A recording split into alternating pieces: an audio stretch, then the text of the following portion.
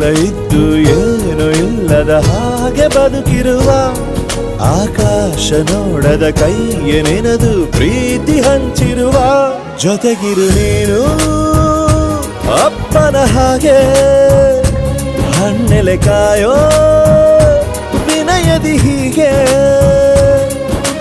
ನಿನ್ನನು ಪಡೆದ ನಾವು ಪುನೀತ ಬಾಳು ನಗು ನಗುತ್ತಾ ಬೊಂಬೆ ಹೇಳುತ್ತೈತೆ ಮತ್ತೆ ಹೇಳುತ್ತೈತೆ ನೀನೇ ರಾಜಕುಮಾರ.